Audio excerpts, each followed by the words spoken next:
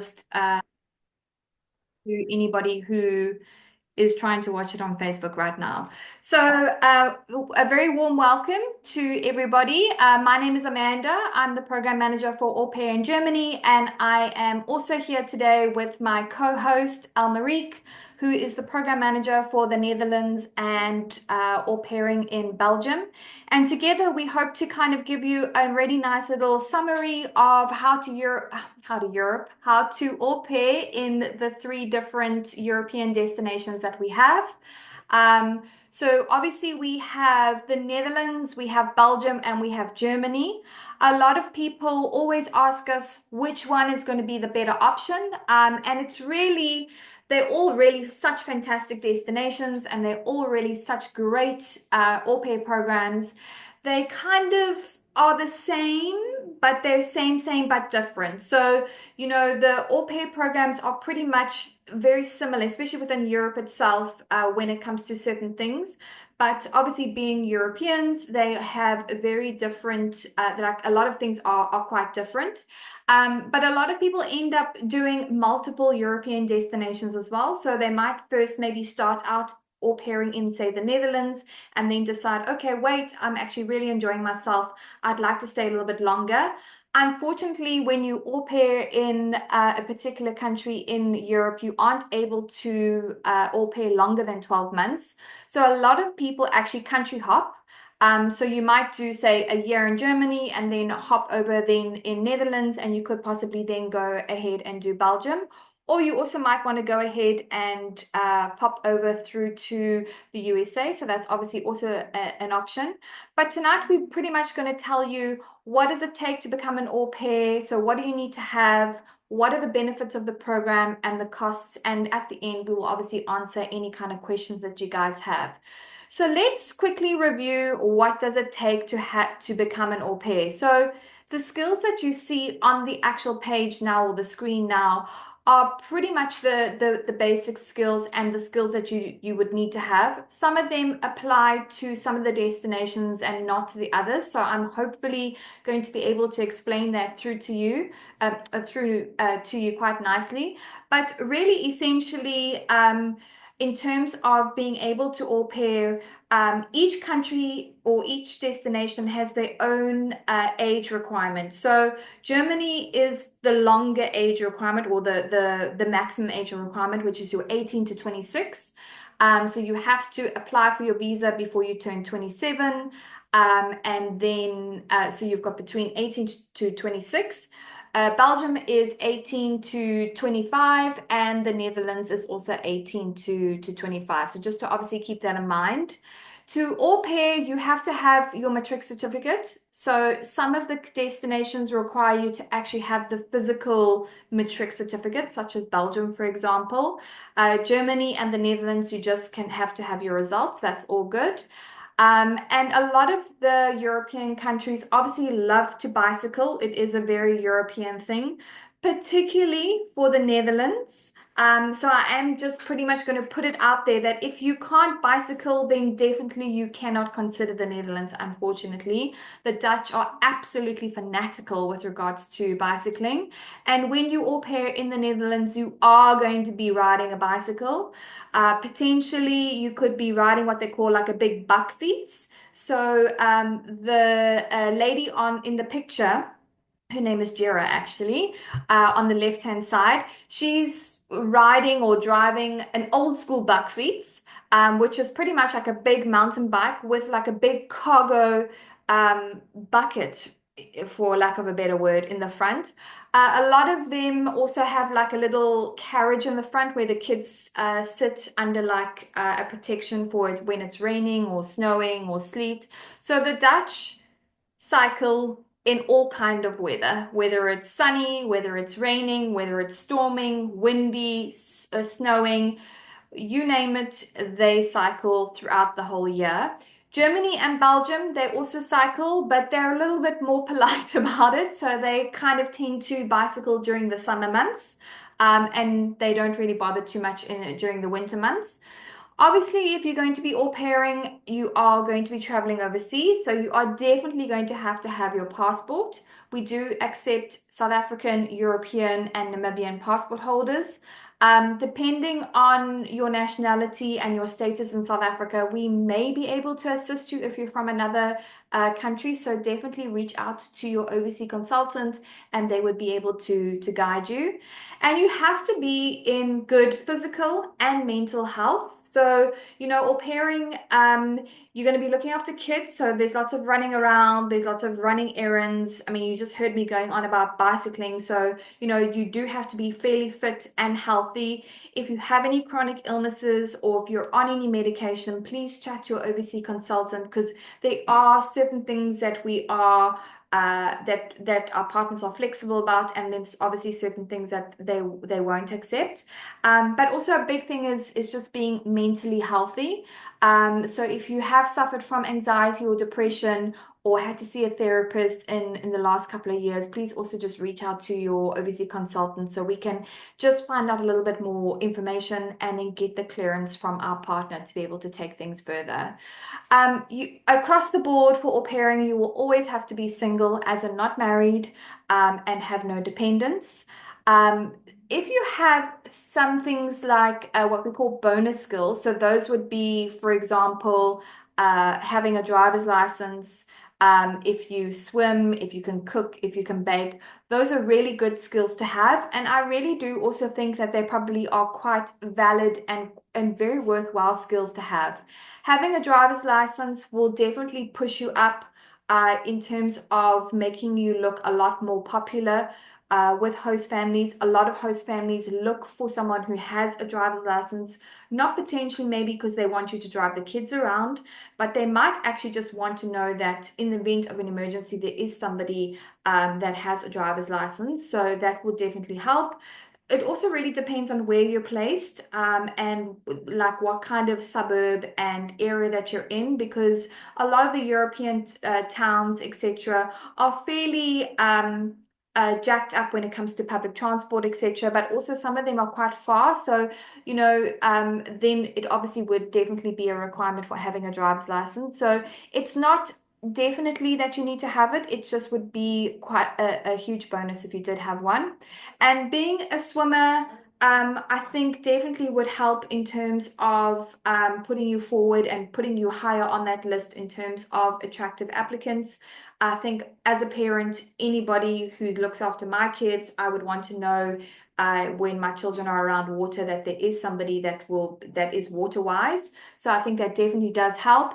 And obviously, when you are looking after children, there comes a lot of cooking and baking and things like that. So it definitely would help with regards to you maybe being able to cook and bake. I'm not talking Gordon Ramsay, Jamie Oliver type of vibe. So it's you're going to be cooking for kids, so it's going to be plain, simple stuff. Generally, kids are fairly picky eaters as well. They probably just want like plain pasta or noodles, etc., or maybe like a schnitzel that goes in the air fryer or goes in the oven, for example. So it's definitely things that you are able to learn and pick up. And also, if you have the right kind of like open mind, and or you are open-minded, and you are willing to learn on the job, so to speak, then that would be great. And most of the European countries, you would need some kind of language skills. So for the Netherlands, there is no visa requirement in terms of having any language skills. So there's no one who's going to test your ability to be able to speak Dutch, for example. But a lot of the host families do look at the Afrikaans native speakers, because obviously Afrikaans is very close to the Dutch language as well, and probably would then mean that it would be easier for you to be able to pick up Dutch when you are on that side. Um, and also getting around, etc., will definitely come to your advantage. For Belgium, there is no visa requirement in terms of knowing a certain language, but when you are in Belgium, depending obviously on where you're placed, you could potentially you have to do a language course when you're on that side, and you would need to do Dutch, yeah, Dutch, French, or German, if I'm not mistaken. And then when you also, what I forgot to mention also is for the Netherlands program, when you are in the Netherlands, you would be given a contribution towards a language course, which obviously would be Dutch. So you'd obviously be perfecting your I almost said your Afrikaans, but your Dutch. And then for Germany, it's a little bit more trickier, where it is actually a visa requirement for you to be able to speak the basics of German. And that is what they call an A1 level. And the embassy require you to have the certificate, do the exam and have the language certificate through a particular provider, which is the Goethe Institute. So you can actually do your course through any means. You can, teach yourself on YouTube. You can do a Udemy course. You can do whatever. You can go for private tutoring, as long as you get yourself up to that A1 level and you do the actual exam through the Goethe Institute. But obviously your consultant will be able to guide you through that process as well. But most importantly, for au pairing, you're going to have childcare experience, because obviously you're going to be looking after children. And generally across the board, you would need to show that you've got at least a minimum of about 300 hours childcare experience.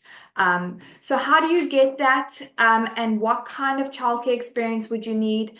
It really can be any kind of experience where it actually involves children. So that would be like babysitting, volunteer work, tutoring, coaching, Sunday school, teacher's assistant, anything along the lines where you can actually show that you have been working with kids.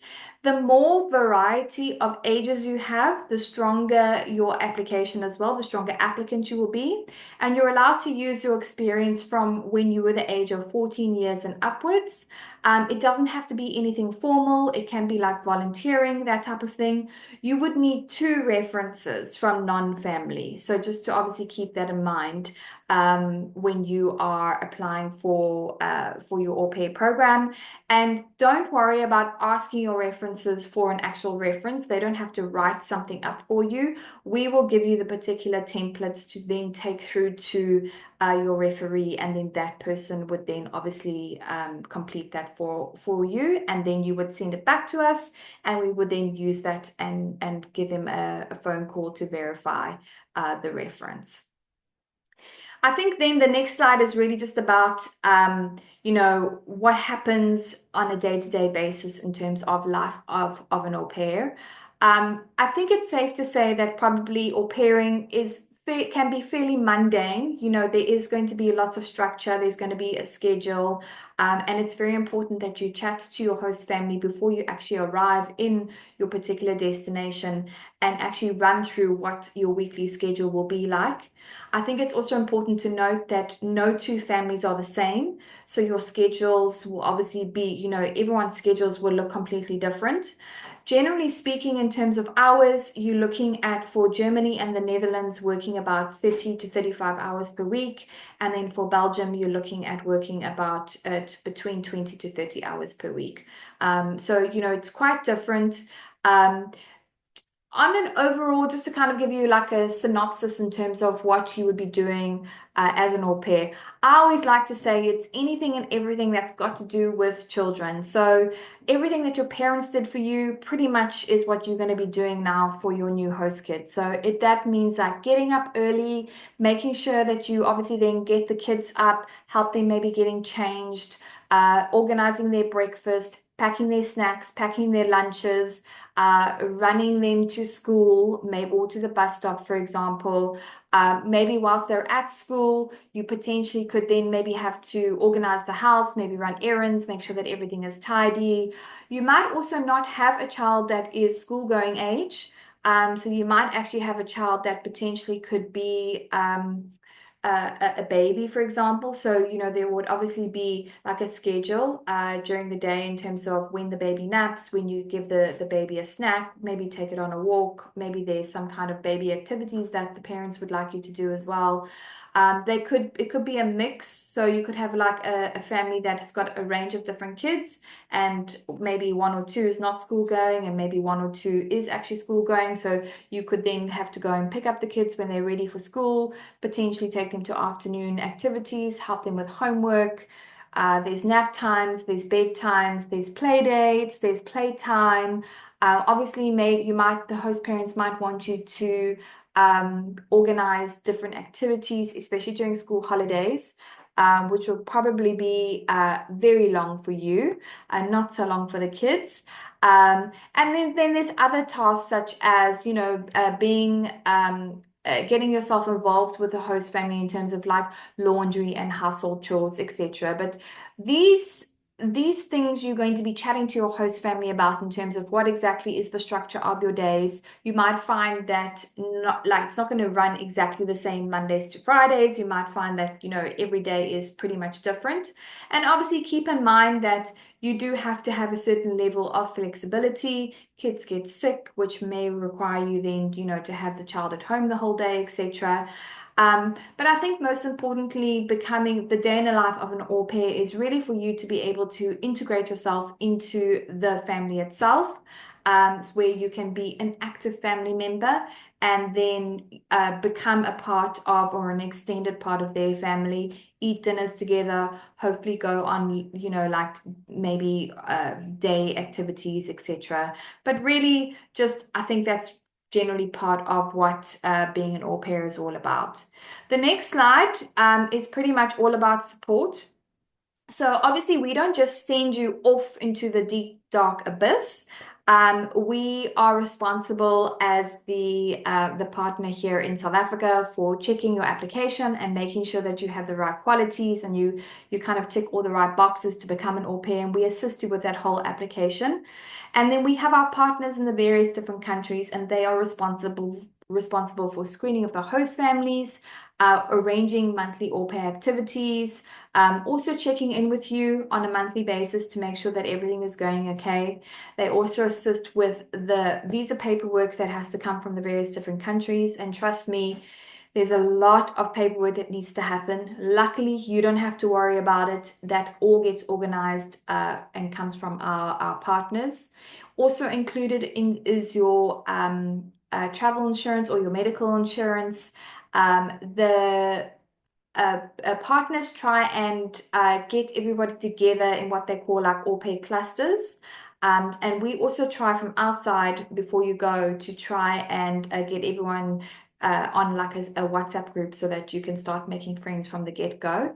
And pretty much, if in case anything is maybe not going according to plan or you are feeling like things aren't working out for you, then you have somebody or you have an organization that where you'll be able to talk to.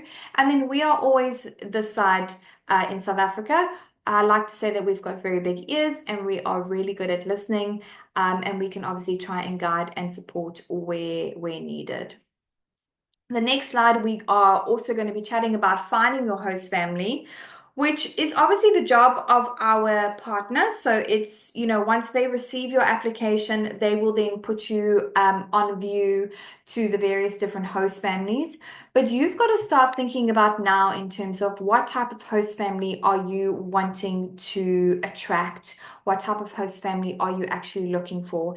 Be really honest with yourself in terms of, what you're looking for so that you can be as comfortable as possible so that you can have a great year abroad. So start thinking about, would you be happy with a single parent family? Does that include like a single mom or a single dad? Would you be happy possibly with a same-sex host family?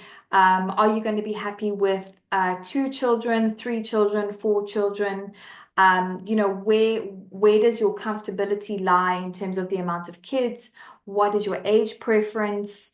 In terms of religion, race, all that type of thing. So you've got to kind of have like a good, I suppose, idea in terms of what you want. But at the same time, in saying that, you also have to be really flexible because you can't just say, well, I only want this family that fits into this little box, because we all know that nobody exactly fits into an exact box. So it is definitely a lot of give and take. Our next slide, I think, is now time for Elms to come on and pretty much give you an overview of the 3 different programs, so that you can kind of see the similarities and the differences between the 3. And then I will come on at the end. So Elms, you're welcome to take it away. Thank you so much. So I hope you all enjoy it so far. So I'm just going to touch base on the 3 different destinations to be able to see what's different between all of them. So we're going to start off with Belgium, which is very easy, very straightforward. You obviously need to get your visa before you turn 26. So as Amanda said earlier, the age is 18 to 25, visa before the 26th birthday. With Belgium, you work about 20 to 25 hours a week. So your typical hours per day will differ from host family to family, with the children that you have, the ages of the kids, whether young, older, and this is normally something that the host family discuss with you during the interview, like what your typical weekly schedule will be like, and that can obviously change as well. With Belgium, you earn a monthly stipend of 450 euros a month. So that is for you to spend on traveling, going out with other friends, for those of you that want to do a bit of shopping. So with the European destinations and countries, it's not going to be an option to like go with the idea of wanting to save money, because you earn a very basic au pair stipend. But you get your accommodation, like you live with the family in the house, your meals with the family is included. So you don't really have to worry about paying rent and buying food. It's just more when you go out with your other au pair friends and people that you meet along the way. With Belgium, the host family provides a contribution that's paid towards the language, which you can either learn Dutch or French. So it's a nice way to come back with, like an extra language on your, behind your name to say that you can speak another European country language that you can travel from the one country to the other if you decide to, let's say, after Belgium, go to the Netherlands or go to Germany. With Belgium, it is a 12-month place program, so you have to commit for a full 12 months. So if you want to, go from early the year to be able to come back on time for varsity, you need to apply well in advance for this one. However, it also depends on the family that you match up with. So if you match with the family, you're only leaving, let's say, in April, May, it's going to be for the full 12 month of it. And also the nice thing with which is actually the same across all the European countries is that your visa allow you to visit all the Schengen countries. So you can go to Spain, you can go to Italy, Switzerland, you can go to, entire France, Germany, hop on to Belgium, Netherlands. So it's quite easy for you to travel, so you don't have to worry about having to get additional visas for visiting the countries within the Schengen area. So you will be expected to do some household chores. Your household chores is mainly related to the children. So that would be like cooking a meal, lunch and breakfast for the kids and the kids' laundry, playroom, cleaning the room, etc. However, there are some extra household chores that you will also be expected to do as part of the family. You might be asked to cook 2, 3 times a week a meal for the entire family, as opposed to just for you and the kids. This is also something that you and your host parent discuss in terms of expectation from one another, what they expect from you, vice versa, which comes in with your weekly schedule and your responsibility. And then with Belgium, so even though a license is not mandatory, almost 90% of the Belgian families prefer an au pair that has a driver's license. It's only a small amount of families that's, not having any preference to that, but you need to have any other skill that's going to boost your application that's just going to make you stand out. So it's really, really nice to, focus on getting a license if you want to boost your opportunities to interview and match faster with family. And obviously biking, it's all about the biking, because it depends on the family. You might be, let's say, with the family that's live in a big city and the school is like around the corner. So then you might have to bike to get to school, or it might be in a smaller area where you have to drive with the car to take the kid to school. So it all depends on the location that you go into as well. And with next up, we have the Germany one. So Germany, you can get your visa before your 27th birthday. So that gives you like one extra and some extra month, a year and a half extra to work on, still be able to do the Germany program before you completely phase out. With Germany, you work about 30 hours a week. So again, that depends on from family to family and the children and the responsibilities around that. You earn a monthly stipend of 370 euro, of which a portion of that comes from the language, where you can do language courses to improve your German language. So, as Amanda said, you just need to have your A1 for the initial program to qualify to be able to get your visa, and then you can improve, like go on to your A2, B1, etc. So Germany, the nice thing about that is you can either opt to do a 6 month placement or you can opt to do a 12-month placement. So if you maybe end up in the middle of the year and you feel like you just want to do something, for the short term to be able to fill up your year before you enroll for varsity or been up to something. So that's the 6 month option. The only difference is that the host family will cover your flight cost if you commit for a 12-month program. With the 6 month program, you would need to cover your own costs to Germany and back. And also, again, visa all around the European country, which we help with the visa process with all three of the destinations as well. Again, household chores also depends on mostly related to children, might be doing some extra general family household as well. And again, biking, driver's license is a bonus, but it's not a requirement. It all depends on the location where you end up with. And the last one is the Netherlands, which is very similar to the Belgium, but some of the requirements is also you need to get your visa before you turn 26, and you work about 30 hours. It can go up to 35 hours a week. You get your monthly stipend of 340 euros a month. Then the host family pay for you to do a Dutch language course. So that's where you get to learn, to improve your Dutch. If you're Afrikaans, I promise you, you're going to pick up the Dutch language very, very quickly. And also, you have to commit for 12 months on this program. And then, yeah, license not mandatory at all. They more focus on the biking. You need to be able to get on a bike with the kids and, with the family from the first day on. So next up, we've got the cost breakdown. So as you can see, you will see with all three destinations, it costs you roughly about 25,000 rand for everything. If any of your girls are from Namibia that's joining us tonight, your cost will slightly be more because you will have to come to South Africa if you apply for Belgium or the Netherlands. You will have to come to South Africa for your visa, so you need to budget additional flights and accommodation to be able to attend your visa interview. And then with Germany, will be done in the Netherlands, Namibia.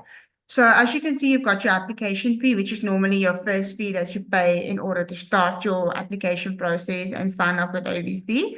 Once you've made your payment, we will send you the application form and help you with the application process. Your program fees is only paid once you've matched with the host family, and your visa fee is paid when you go for your visa appointment, and we help you with all the bits and pieces and the paperwork that's needed. As you saw, the flights for Belgium and Germany is included, Germany for the 12-month placement, plus you get your insurance that's included as well, which is provided by the family. So your insurance is medical insurance that will cover you for medical emergencies. So it's not like a medical aid that will do some day-to-day and all extra bits and pieces. And then you just have to take some spending money, which is the money that you're going to have in your pocket when you get on the airplane. With the Netherlands, it works slightly different. So you've got a smaller application fee to start the process. Then once you've been accepted by the Dutch partner, so basically you've got your application screening, and then you've got your meet and greet with our Dutch partner. Then you get accepted by them, and then you pay your first portion of your ticket contribution, which is the 4950. Then once you've matched with the family, you pay the second portion of your ticket contribution, which is the 6,800. So that's your contribution towards your flights. Your host family also contributes towards your flight as well. And the Dutch agent the travel agent will then go book your flight ticket from the Netherlands from South Africa, Netherlands, or from Namibia to the Netherlands and back. Also, your insurance is included in the program. And as you see, there's no cost to you as the applicant. The host family covers the cost of the visa because the visa actually applies for in the Netherlands. It's just that when you come to Pretoria or Cape Town for your visa interview, it's basically to do your fingerprints, hand in your passport, and some paperwork so that the embassy can complete the final step in your visa process to put the visa sticker in your passport. And then you just need to have some spending money to cover your expenses. Other things to bear in mind is obviously with Germany, you will just need to do your exam through the Goethe Institute. So they charge a fee to be able to do the exam. So you just need to budget for that. With Belgium, you need to apply for your official police clearance, which is either the Namibian police clearance or the South African police clearance through the police station, which then needs to be a apostille, which is not really that much money, and that is free of charge to apostille. But if you don't live in Gauteng, then you will just need to pay the courier fees to be able to send your documents up to Durga. And then with the Netherlands, you also need to apply for your letter of non-impediment plus your unabridged birth certificate, which is done through Home Affairs or the Namibian side of Home Affairs. That also takes a couple of months to get those documents, so you need to apply at the initial stage when you sign up for the program. So that's your overall cost of about 25,000 across all three destinations. And yeah, for those of you that want to see more stories and testimonials from our girls that's been on the program, that has traveled, that's shared the experience, you can go onto our TikTok account, our Facebook, and our Instagram account. You can scan the code on the screen, and you can go look up some stories and see what the girls has been up to. And then yeah, I think the last is just handing over back to Amanda. Yeah, thanks so much for that, Ounce. And now it's just question time. So just also a thank you, and then just a chance for you guys to answer any questions. You're welcome to type it in and paste it in the chat box, or open your mic and ask us now. Now's your chance. Obviously, if you're anything like me, sometimes sessions like this is a little bit of information overload, and I need time to process. So if hopefully you've enjoyed today, and then hopefully then you go to bed thinking about possibly au pairing in one of the three destinations. You might wake up tomorrow with lots of questions, so please then just reach out to your OVC consultant. They'll be able to assist. But if there are any questions now, please feel free to ask away. Elms and I are here for a little bit longer. And we would love to be able to hear your questions. It possibly could also help somebody else. So feel free to open up and ask away. Thank you so much for joining us tonight. I don't see any questions in the chat box at the moment. No, it doesn't look like it. We must have been that good, Helms. Yeah, there's also none. So I think that's, yeah, I mean, if any question comes up, you can always just reach out to your VC consultant. And most of them, they will probably reach out to you first thing tomorrow morning to send you all the information, application step. But thank you so much for all that joined us tonight. Thanks so much. Chat to you guys soon. See you. Bye. Bye.